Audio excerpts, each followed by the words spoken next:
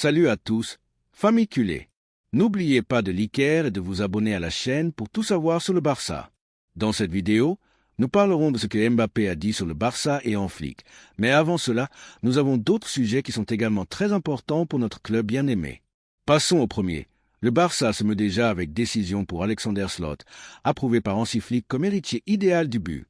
Le Barça avance silencieusement mais avec fermeté dans la conception de son nouveau projet sportif, conscient que toute grande équipe doit se construire à partir d'une base d'une attaque fiable et contondante.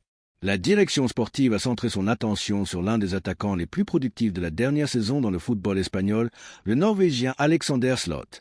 La figure du buteur scandinave a émergé avec force comme une alternative réelle et puissante pour diriger le front offensif de l'équipe, et le plus pertinent est qu'il compte sur le soutien absolu d'Hansi Flick, stratège de prestige qui sera chargé de guider le club vers un nouveau cycle de succès.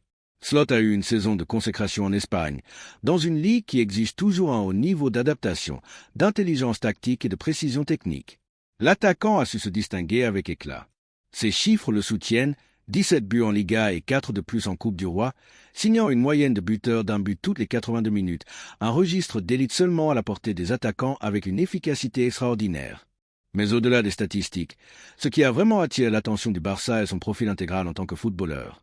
Puissance physique, capacité aérienne, agressivité dans la surface, intelligence pour jouer dos au but, surtout une lecture du jeu qui s'adapte parfaitement au schéma proactif promu par Hansi Flick. Dans les bureaux de la ville sportive Joan Gamper, il est positivement évalué que Slot connaît déjà les rigueurs et la compétitivité du football espagnol. Son acclimatation est plus que surmontée, et cela représente un avantage stratégique clé dans un contexte où de nombreux clubs parient sur des noms qui nécessitent ensuite des mois d'adaptation. Le Norvégien représente un investissement sûr, prêt à performer dès la première minute. Cela a fait que son nom soit devenu une priorité dans l'analyse réalisée par la secrétariat technique. La figure d'Hansi Flick a été déterminante pour confirmer que le profil de Slot s'adapte comme un gant à l'idée de jeu que l'on veut implémenter. L'entraîneur allemand cherche un attaquant capable d'assumer le protagonisme, mais aussi engagé dans le jeu collectif, qui comprenne les automatismes offensifs d'une équipe qui veut dominer par la possession et le rythme élevé. Slot, avec son mélange de corpulence, de mobilité et de flair, représente cet équilibre entre références offensives et pièces intégrées dans l'ensemble. Flick a examiné des rapports, analysé ses matchs et n'a pas hésité à donner son feu vert total à son éventuelle incorporation. Mais il ne s'agit pas seulement d'une approbation technique. Du point de vue stratégique, l'arrivée de Slot serait un coup d'effet qui marquerait une nouvelle étape dans la planification du Barça. Au cours des dernières années, le club a cherché cet attaquant capable d'assumer le poids du but dans les moments décisifs, quelqu'un qui combine caractère et efficacité. Le Norvégien a démontré à chaque opportunité qu'il ne se dégonfle pas face au scénario de pression, qu'il est capable de résoudre des matchs avec peu de touches et que sa présence impose le respect à n'importe quelle ligne défensive rivale. De plus, son comportement professionnel, son engagement sur et en dehors du terrain et son caractère humble s'adaptent aux valeurs que le club cherche à représenter. Slot n'est pas seulement un buteur, c'est un leader silencieux, un travailleur infatigable, quelqu'un qui sait ce que coûte de se faire une place et qui n'a pas besoin de projecteur pour briller. Ce type de profil est particulièrement valorisé dans le vestiaire que Flick veut construire où le collectif prime sur les individualismes. Le Barça valorise également sa polyvalence. Bien que sa position naturelle soit celle d'attaquant central, Slot a démontré être capable de s'adapter à différentes variantes du système, y compris un schéma avec 2 pointes comme unique référence accompagnée d'ailiers incisifs. Sa capacité à ouvrir des espaces, fixer les centraux et permettre l'irruption des milieux de terrain de seconde ligne en fait un outil tactique de grande valeur pour un entraîneur comme Flick, qui base une grande partie de son offensive sur la mobilité coordonnée de ses pièces. Par ailleurs, le contexte du marché favorise la possibilité de réaliser l'opération. Bien que le club d'origine de l'attaquant ait évalué son départ à environ 50 millions d'euros, la direction du Barça considère que ce chiffre est raisonnable par rapport à d'autres mouvements récents. De plus, des formules créatives sont explorées pour aborder l'opération sans compromettre d'autres priorités de la planification sportive. L'entité a démontré à d'autres occasions sa capacité à conclure des transferts à fort impact économique en utilisant des mécanismes de paiement échelonnés avec option d'achat obligatoire ou même l'inclusion de variables liées à la performance au niveau médiatique. La nouvelle a commencé à gagner en traction. Différents médias spécialisés ont indiqué que le club catalan aurait déjà établi des contacts préliminaires avec l'entourage du joueur pour connaître sa prédisposition à changer d'air. La réponse aurait été positive. Slot, avec 28 ans et au sommet de sa maturité sportive, est décidé à faire un nouveau bond dans sa carrière et la possibilité d'endosser le maillot de l'un des clubs les plus prestigieux du monde représente une opportunité irréfusable. L'attaquant, qui a traversé différentes ligues européennes avant de briller en Espagne, a le caractère des joueurs qui ont été forgés dans l'adversité. Loin d'être une étoile précoce, son évolution a été progressive, construite avec effort et constance. Cette trajectoire a façonné un footballeur mûr mentalement, préparé pour des défis de haute exigence et avec une ambition sportive qui s'adapte parfaitement au nouveau cycle que l'on veut ouvrir au camp. En termes de projection de marque et d'image internationale, Slot représente également une opportunité intéressante. Sa figure a gagné en notoriété en Europe et sa condition de principale référence offensive de l'équipe nationale norvégienne en fait un actif de valeur croissante, tant sur le plan footballistique que commercial. De plus, sa nationalité offre au club la possibilité de renforcer sa présence sur des marchés stratégiques du nord de l'Europe où le suivi du football espagnol est de plus en plus intense. Au fur et à mesure que les semaines avancent, tout indique que le Barça continuera à intensifier ses démarches pour assurer un transfert qui pourrait marquer un avant et un après dans le club. Ils sont conscients que Slot ne sera pas disponible longtemps. La bonne performance de l'attaquant a suscité l'intérêt d'autres grandes ligues et certains clubs de la Premier League et de la Bundesliga ont déjà sondé la possibilité de l'incorporer. Cependant, le projet sportif, la tradition compétitive et le soutien d'une figure comme Flick pourraient être des arguments décisifs pour faire pencher la balance. L'histoire récente du club démontre que lorsque l'on parie avec conviction sur des joueurs au profil compétitif, les résultats arrivent. La deuxième nouvelle concerne une décision très importante pour notre club. L'avenir de Rafinha au Barça est devenu ces dernières semaines l'un de ces sujets qui génèrent un débat au sein de l'environnement culé. Les rumeurs sur son possible départ lors du marché estival n'ont fait qu'augmenter l'incertitude, une sensation qui, de notre point de vue, n'a pas de fondement. Car penser ne serait-ce qu'à laisser partir un joueur comme Rafinha, c'est sous-estimer la valeur de l'engagement, de l'effort et de la performance qu'il a offert. Un footballeur qui a démontré dès le premier jour qu'il était prêt à tout donner pour ses couleurs. Le Brésilien, avec son engagement infatigable, sa capacité à déborder et son attitude sur et en dehors du terrain, s'est gagné le respect du vestiaire et d'une grande partie des supporters. Ce n'est pas seulement un ailier rapide ou technique. Rafinha représente cette grinta nécessaire qui fait défaut dans les moments clés. Ce footballeur qui, sans grands éclats, fait la différence par le travail, le sacrifice et la détermination. C'est pourquoi il est si surprenant, et même décevant, que depuis certaines sphères du club, on envisage sérieusement son départ. Encore plus déconcertant est le fait que la direction sportive soit déjà activement à la recherche d'un remplaçant. Dans ce contexte, le nom de Rafael Leao a gagné du terrain de manière inattendue. Le talentueux attaquant portugais, star du Milan, est vu par certains comme le candidat idéal pour occuper la place que laissait Rafinha. Sa puissance physique, son déséquilibre en 1 contre 1 et sa jeunesse en font une option attractive. Mais à quel coût?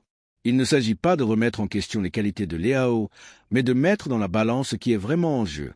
Parce que parier sur le Portugais impliquerait non seulement un investissement économique énorme, mais aussi la renonciation à un footballeur qui connaît déjà le club, qui est déjà adapté et qui a répondu quand on lui a donné confiance.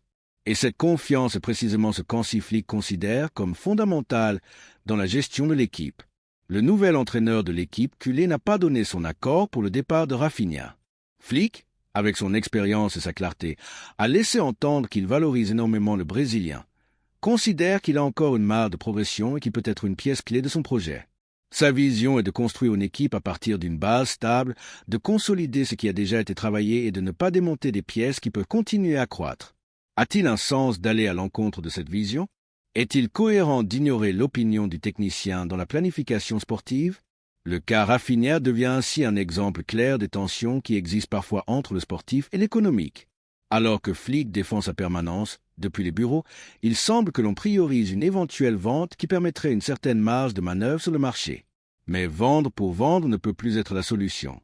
Nous avons vu à plus d'une occasion comment des décisions précipitées finissent par se payer, tant sur le plan sportif qu'émotionnel. Rafinha n'est pas venu se promener à Barcelone. Il est venu pour compétir, grandir, démontrer qu'il est à la hauteur d'un club avec histoire, exigence et grandeur. Son caractère combatif, son engagement à l'entraînement, son implication défensive et son déséquilibre offensif en font un joueur complet, de ceux qui ne courent pas les rues. Et quand on a quelque chose comme ça à la maison, la chose la plus sensée est de le chérir, de le potentialiser et de ne pas le mettre en vitrine aux premières difficultés. De plus, l'opération Rafael Leao ne serait pas simple. Le Milan n'est pas disposé à le laisser partir sans une compensation très élevée et son évaluation pourrait dépasser les 100 millions d'euros. Sommes-nous prêts à assumer ce coût? Quel sacrifice impliquerait une opération de cette envergure? Combien de joueurs devraient partir pour pouvoir amener Leao? Et surtout, tous ces risques en valent-ils la peine quand nous avons déjà Rafinha? De l'entourage de Leao, on parle d'intérêt à faire un bond dans sa carrière, de l'illusion de porter le maillot blaugrana. Mais tout ne doit pas tourner autour de ce que veulent ceux de l'extérieur. Nous devons aussi avoir de la mémoire et de la gratitude envers ceux qui sont déjà là. Rafinha a joué des matchs importants, a donné des passes décisives, a marqué des buts qui ont ouvert des rencontres serrées. Ce n'est pas une promesse, c'est une réalité. Il est vrai que sa performance a eu des hauts et des bas, mais quel joueur ne les a pas eus? L'important est l'attitude, et en cela, le Brésilien a toujours été au-dessus de la moyenne. Quand il n'a pas été titulaire, il a travaillé en silence. Quand il a dû compétir pour sa place, il a fait avec professionnalisme. Quand il est entré sur le terrain, il a donné son âme.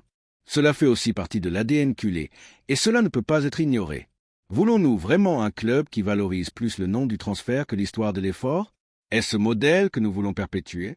Parier sur Rafinha n'est pas une question de sentimentalisme, mais de logique sportive.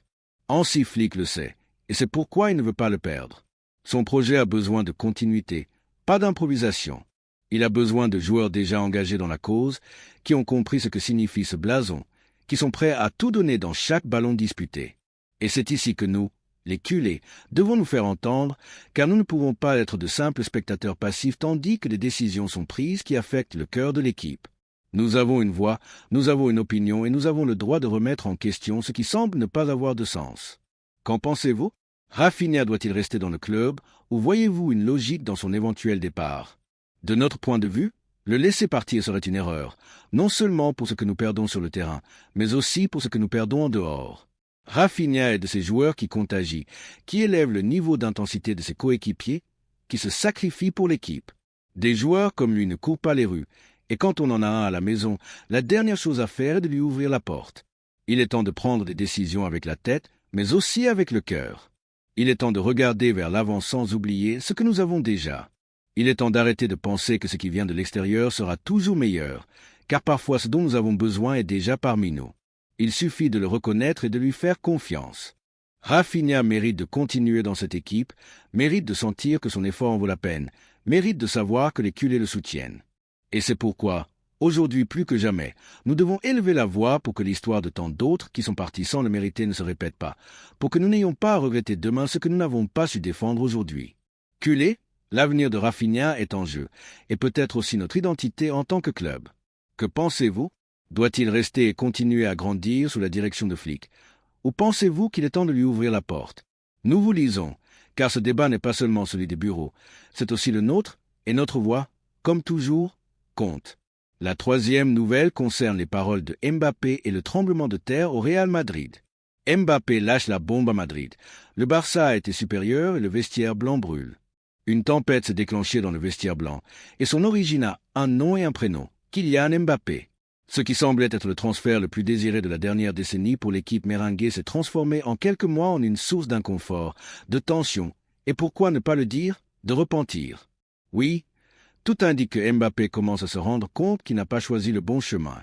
Et le pire pour les supporters blancs est qu'il n'a pas hésité à le dire ouvertement dans une interview qui a généré un véritable tremblement de terre dans la capitale espagnole. Le crack français a été catégorique, il n'a rien gardé pour lui.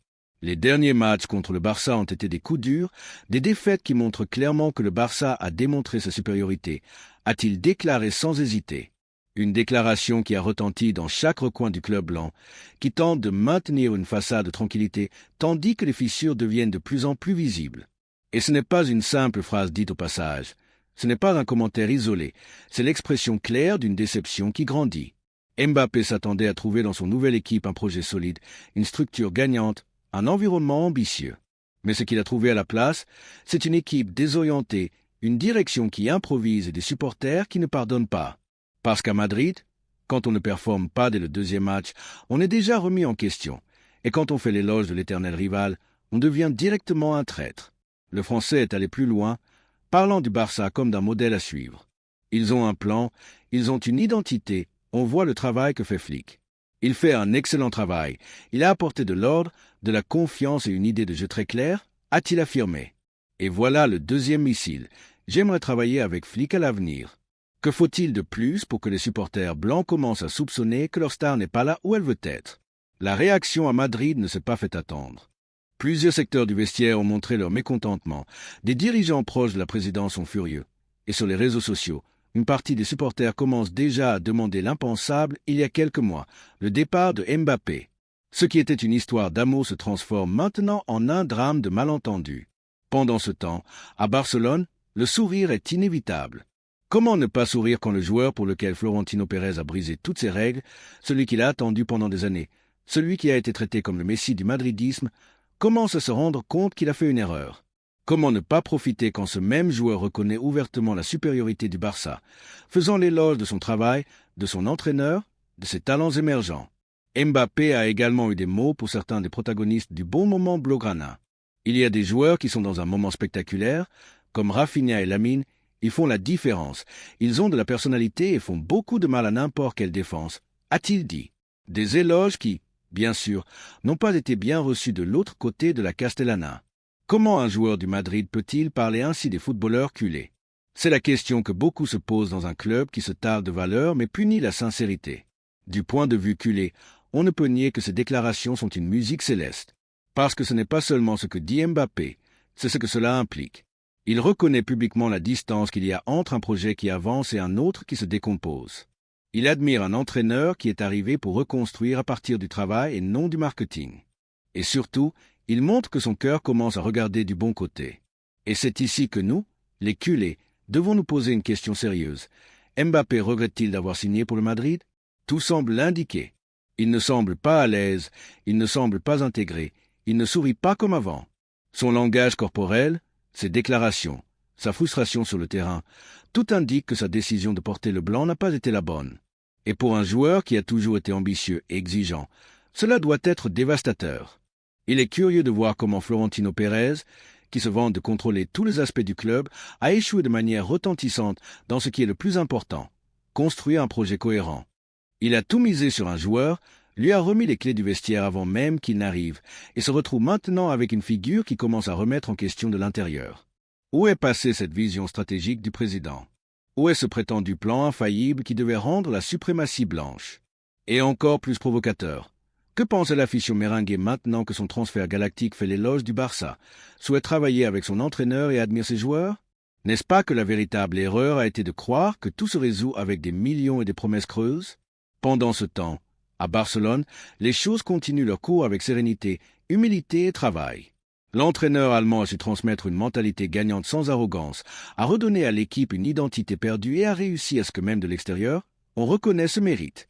Parce que quand Mbappé dit que Flick lui semble un technicien d'un autre niveau, il ne le dit pas par courtoisie, il le dit parce qu'il le voit, parce qu'il le ressent, parce qu'il le subit.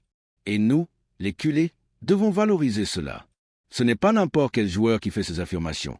C'est l'une des grandes figures du football mondial, quelqu'un qui a été dans les meilleurs scénarios, qui connaît l'exigence du plus haut niveau. Et s'il regarde le Barça avec admiration, c'est parce que quelque chose de très bien se fait. Alors, chers culés, que pensez-vous? Mbappé commence-t-il à se rendre compte de son erreur? Son destin final devait-il être le Camp Nou? L'accueilleriez-vous s'il décidait un jour de rectifier? Et surtout, ne trouvez-vous pas délicieux de voir les Blancs, qui se moquaient tant, de voir maintenant gérer un problème qu'ils ont eux-mêmes créé? Aux madridistes, nous ne pouvons dire qu'une chose. Quand on recrute pour le marketing et non par conviction, quand on priorise le spectacle avant le travail, quand on croit que l'on peut acheter la loyauté avec de l'argent, ces choses arrivent. Et cette fois, il n'y a pas de campagne médiatique qui puisse le cacher. Florentino, on vous a vendu un rêve et on vous a réveillé avec un cauchemar. Le Barça, sans fanfaronnade, sans propagande, continue de démontrer que la grandeur ne se construit pas avec des transferts tapageurs, mais avec un travail silencieux. Et si même Mbappé le dit, c'est qu'il doit y avoir une raison. Vous voyez comment le château blanc vacille. Culé? Vous aussi, pensez-vous que Mbappé s'est trompé de maillot? Quel message vous laisse tout cela? Partagez votre opinion, car aujourd'hui plus que jamais, la réalité parle d'elle-même.